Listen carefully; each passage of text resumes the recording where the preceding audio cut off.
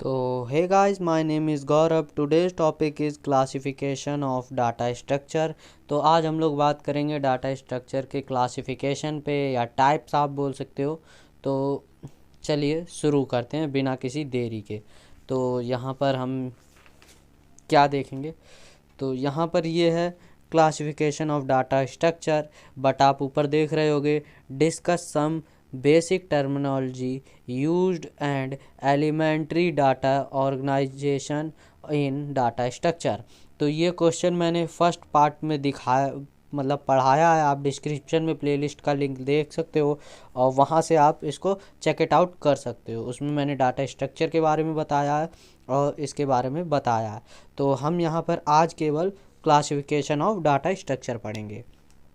तो data of structure में अगर जैसे कि क्वेश्चन आता है क्लासिफिकेशन ऑफ डाटा स्ट्रक्चर, या डाटा स्ट्रक्चर के बारे में पूछता है, फिर उसके बाद क्लासिफिकेशन ऑफ डाटा स्ट्रक्चर पूछता है, तो आपको क्या करना है।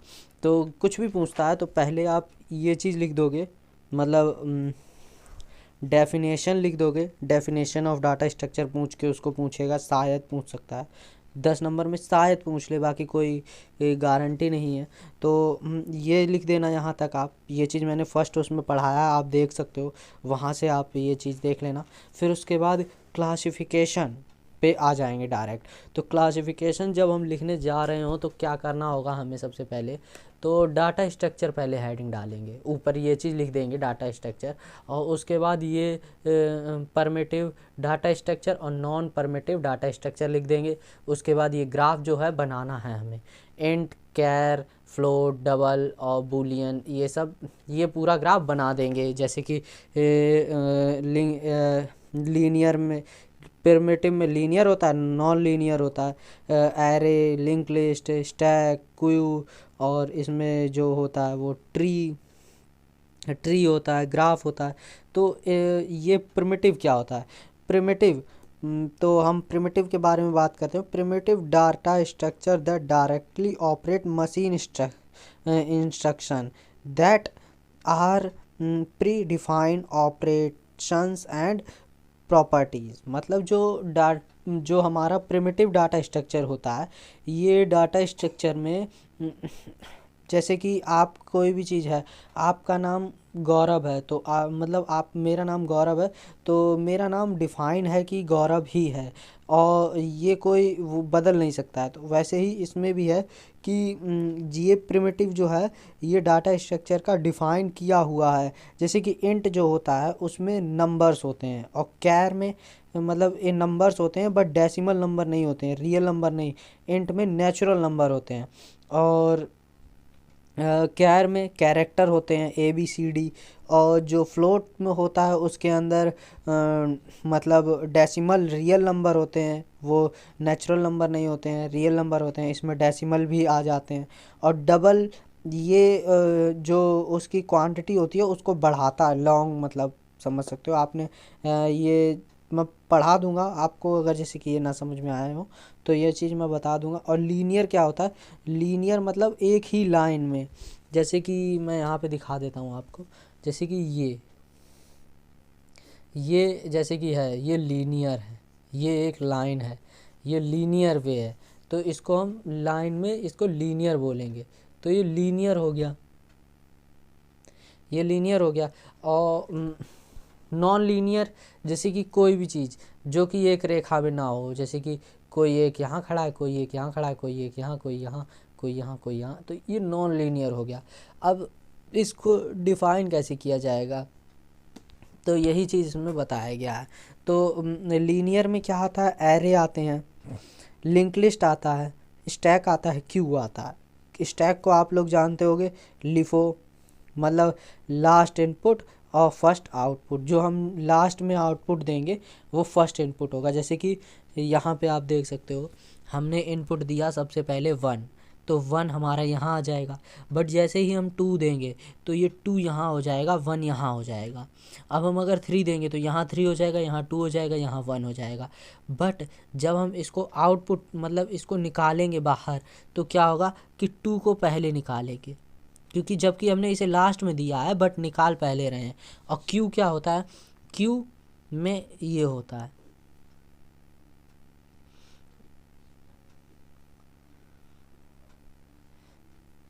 क्यू में ये होता है। तो क्यू में क्या होगा कि फर्स्ट आउटपुट मतलब first input and last first output. तो अगर जैसे कि हम यहाँ दे रहे हैं फर्स्ट इनपुट, तो हम अगर इसको इधर कर देंगे तो क्या होगा कि यहाँ पे ये 1 रहेगा, यहाँ पे 2 रहेगा। इसको निकालेंगे तो ये निकल जाएगा बाहर, ये रहेगा बाद में, ये यहाँ शिफ्ट हो जाएगा। तो यही चीज़ होता है क्यू में।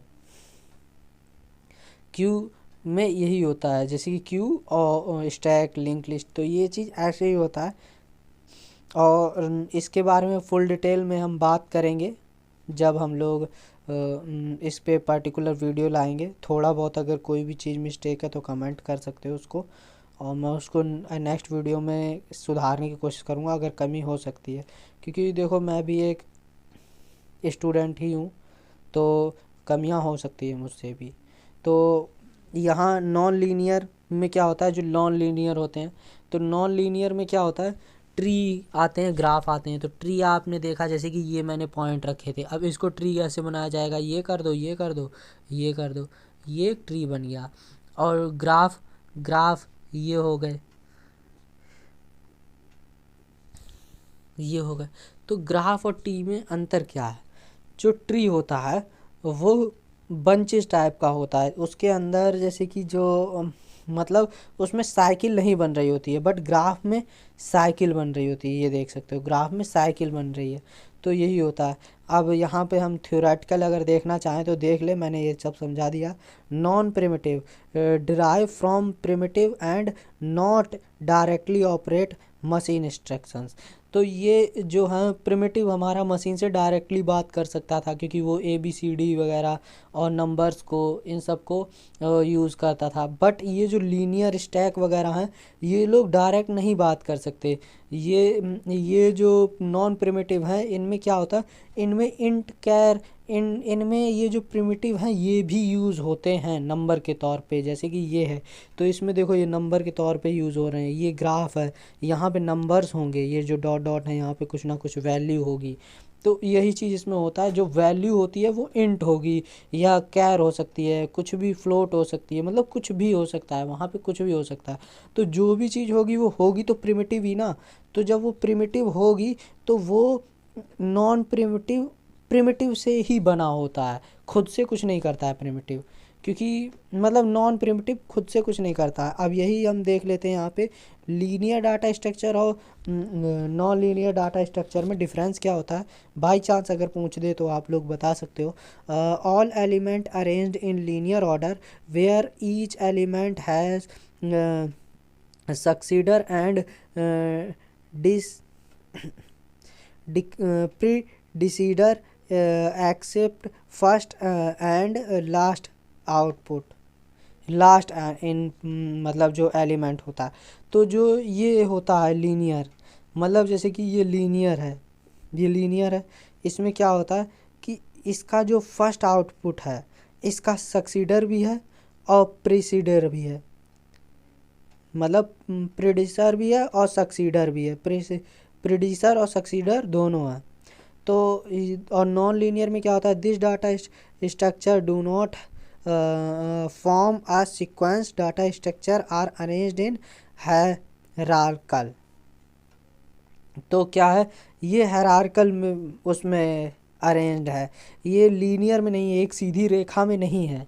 और ये क्या होता है, सिंगल लेवल इन्वॉल्व्ड, मतलब ये देखो सिंगल लेवल है, एक ही लेवल है सभी का, और इसमें मल्टी लेवल इन्वॉल्व देख सकते हो। ये जैसे कि ये है एक लेवल, ये हो गया सेकंड लेवल, ये हो गया third level.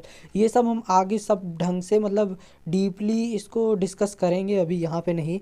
Data element traversal in single run, ये क्या करता है, सिंगल रन में यहाँ से यहाँ, यहाँ से यहाँ जाएगा, बट ये can not be traverse in single run. अब जैसे कि ये अगर इस ब्रांच में आ गया तो ये इस ब्रांच को पूरा पहले कंप्लीट करेगा ना, फिर इधर जाएगा ना, बट ये तो यहाँ से चला गया, अब ये तो यहाँ से ही जाएगा ना। अभी आपका जैसे कि मान के चलो एक कहीं पे भी, जैसे कि ये आपका घर है और ये आपके पड़ोसी का है, ये आपके स्कूल है। अब आपका दोस्त यहाँ रहता है तो आप पहले दोस्त के घर जाओगे, फिर दोस्त के घर से वापस आके यहाँ स्कूल जाओगे, तो ये चीज़ ग्राफ में होती है। बट अगर जैसे कि ये स्कूल यहाँ पे हो, तो ये लीनियर लाइन में है, तो आप स्कूल जाके यहाँ चले जाओगे, तो यहाँ पे टाइम कम लगता है, इसमें टाइम थोड़ा ज़्यादा लगता है। और यूज्ड इन सॉफ्टवेयर डेवलपमेंट, मतलब ये सॉफ्टवेयर बनाने में डेवलपमेंट यूज़ होता है। जैसे कि कोई भी आप सॉफ्टवेयर बना रहे हो, वहाँ पे हम लोग चाहते हैं कि टाइम कम से कम लगे और यूज़र फ्रेंडली रहे हमारा एप्लीकेशन, जितना फास्ट चले। जैसे कि आप लोग जितने सारे फेसबुक वगैरह यूज़ करते हो वो यूज़र फ्रेंडली है, अगर थोड़ा भी लेट हो जाता है तो आप लोग स्क्रॉल करने लगते हो बार बार।